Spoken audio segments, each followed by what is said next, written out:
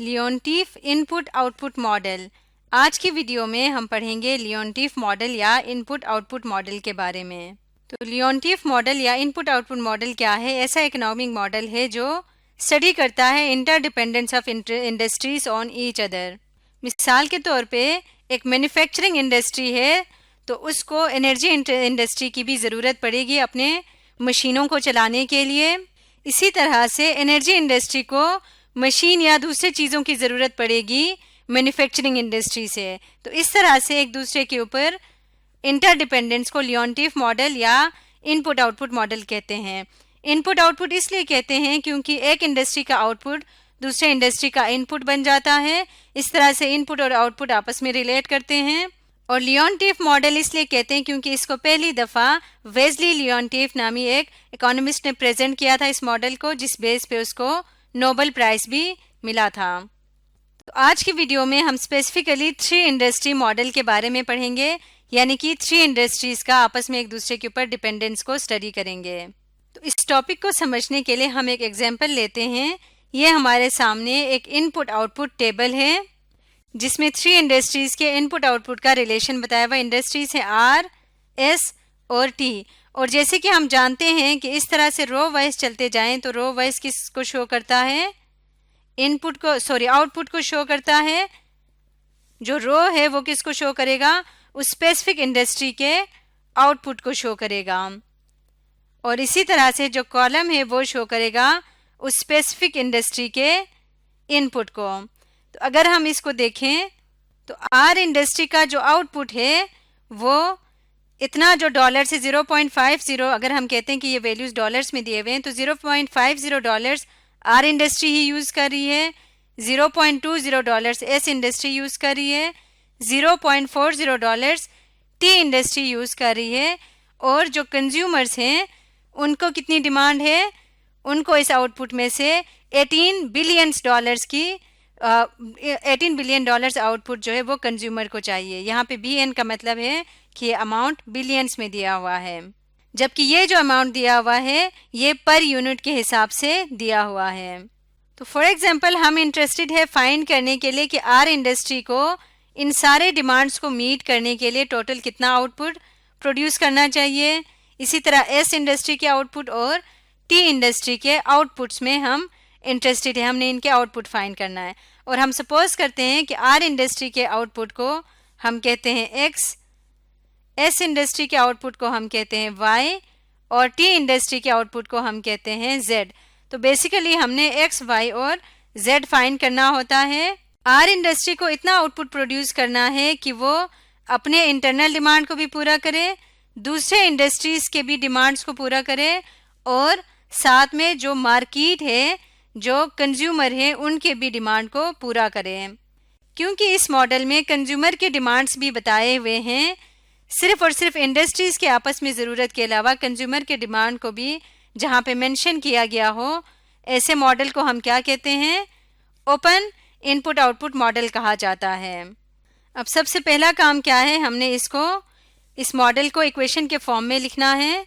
तो यहाँ पे पहले हम, क्योंकि हम आउटपुट में इंटरेस्टेड है तो हम आउटपुट की इक्वेशन लिखेंगे x equal to 0.50x plus 0.20y plus 0.40z और प्लस 18। इसी तरह से नेक्स्ट इक्वेशन होगी y is equal to, y क्या है? एस इंडस्ट्री के आउटपुट है 0.20x plus 0.30y plus 0.20z plus 16। और इसी तरह से z इक्वल होगा 0.30x plus 0.20y plus 0.20z plus 20। इन इक्वेशंस को नेक्स्ट स्टेप में हमने क्या करना है? हमने मैट्रिसेस के फॉर्म में लिखना है x, y, z। ये आउटपुट मैट्रिक्स है जो कि हमने इसकी वैल्यू अभी फाइंड करनी है। इज इक्वल टू, यहाँ पे आ जाएगा इनपुट मैट्रिक्स जो कि है 0.50, 0.40। मैट्रिक्स ऑफ कोफिशिएंट जो है वो इनपुट मैट्रिक्स है 0.20, सॉरी ये इनपुट आउटपुट मैट्रिक्स है 0.30, 0.20, 0.30, 0.20 और 0.20। ये हमने मैट्रिक्स लिख लिया। अब यहाँ पे अगर हम देखें तो इसमें हमने डिमांड मैट्रिक्स को यानी कि इसको कंज्यूमर की डिमांड को साथ में शामिल नहीं किया, क्योंकि अभी ये इनपुट आउटपुट मैट्रिक्स है किसका, इंडस्ट्रीज के आपस में डिपेंडेंस का। तो यहाँ पे ये मल्टीप्लाई हो रहा है एक्स, वाई और जेड से। आसान अल्फाज में हम यूं कह सकते हैं, क्योंकि ये मैट्रिक्स ऑफ कोफिशिएंट्स है तो मैट्रिक्स ऑफ कोफिशिएंट्स के साथ मैट्रिक्स ऑफ वेरिएबल आपस में मल्टीप्लाई हो रहा है, इसलिए हमने मैट्रिक्स ऑफ कोफिशिएंट को इधर साथ नहीं लिखा। इसको अलग से प्लस करेंगे मैट्रिक्स ऑफ कोफिशिएंट को 18, 16 और 20। अब इसको मैट्रिक्स इक्वेशन के फॉर्म में लिखें तो ये आ जाएगा x इज इक्वल टू, इसको हम कहते हैं m x प्लस डी।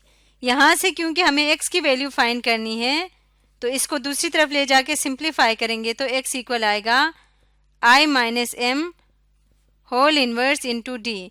ये एग्जैक्टली सेम उसी तरीके से ही करना है जिस तरह हमने 2 इंडस्ट्री मॉडल को किया था। फर्क सिर्फ इतना है कि उसमें m जो है वो 2x2 मैट्रिक्स था, यहाँ पे m क्या है, एक 3x3 मैट्रिक्स है, और i का जो ऑर्डर होगा वो हमेशा वही होगा जो m का ऑर्डर होगा। अब इसमें से इस सिस्टम को सॉल्व करने के लिए जो मोस्ट इम्पॉर्टेंट पार्ट है वो ये है, तो सबसे पहले इसका इन्वर्स एग्जिस्ट करेगा तभी हम इस मैट्रिक्स का इस सिस्टम को सॉल्व कर सकेंगे। तो सबसे पहले हम फाइंड करेंगे i माइनस m। i एक आइडेंटिटी मैट्रिक्स होगा, 3x3 आइडेंटिटी मैट्रिक्स। तो यहाँ पे लिखेंगे 1 0 0 0 1 0 और 0 0 1।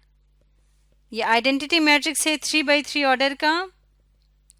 इसमें से हमने माइनस करना है इनपुट आउटपुट मैट्रिक्स को, जिसकी वैल्यूज हम लिखते हैं यहाँ से देखिए, बल्कि इसको यहाँ पे कॉपी कर लेते हैं। अब इन दोनों मैट्रिसेस को आपस में माइनस करना है तो हमारे पास i माइनस m की वैल्यू आ जाएगी। तो इन दोनों को माइनस करेंगे, हमारे पास ये आंसर आ जाएगा i माइनस m। अब नेक्स्ट टास्क हमारा ये है कि हमने i माइनस m का इन्वर्स फाइंड करना है। इसको रो ऑपरेशन के ज़रिए से फाइंड करेंगे।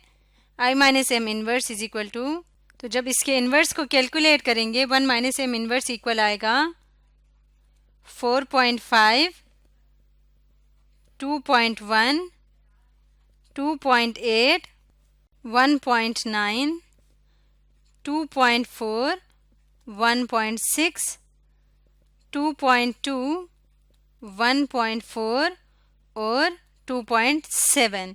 ये इस मैट्रिक्स का इन्वर्स आएगा। इन्वर्स एग्जिस्ट करता है इसलिए हम इसको सॉल्व कर सकते हैं। तो यहाँ से अब हम मैट्रिक्स लिखते हैं x is equal to i minus m inverse की वैल्यू और इसको मल्टीप्लाई करेंगे मैट्रिक्स ऑफ डिमांड के साथ।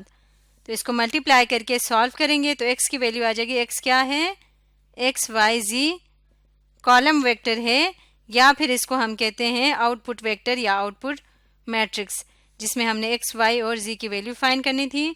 इनको मल्टीप्लाई करेंगे तो हमारा आंसर आ जाएगा 168.97, 103.79 और 114.31। ये हमारा आउटपुट मैट्रिक्स आ जाएगा जिसके सोल्यूशन हमारे सामने हैं। यहाँ से x का आउटपुट कितना होना चाहिए, ये आपने याद रखना है कि जो ये मैट्रिक्स है ये बिलियंस में है, क्योंकि मैट्रिक्स ऑफ डिमांड जो है वो बिलियंस में था, तो इससे मल्टीप्लाई होंगे तो ये भी बिलियंस में ही आएगा। तो x है 168.97 बिलियंस, y है 103.79 बिलियंस और z है 114.3 बिलियंस। x कौन सा था, x था r सेक्टर, y जो है वो s सेक्टर का आउटपुट है और z जो है वो t सेक्टर का आउटपुट है। तो इस तरह से हमने तीनों सेक्टर्स के रिक्वायर्ड आउटपुट फाइंड किया है। ये आउटपुट क्या शो करता है कि तीनों इंडस्ट्रीज का एक दूसरे के ऊपर जो डिपेंडेंट्स हैं एक दूसरे की नीड को पूरा करने के बाद एक्सटर्नल मार्केट के भी नीड को पूरा करेंगे तो उसके लिए टोटल उन्हें इतना आउटपुट प्रोड्यूस करना पड़ेगा। तो आज की वीडियो में हमने क्या देखा है, 3 इंडस्ट्री मॉडल के बारे में पढ़ा है।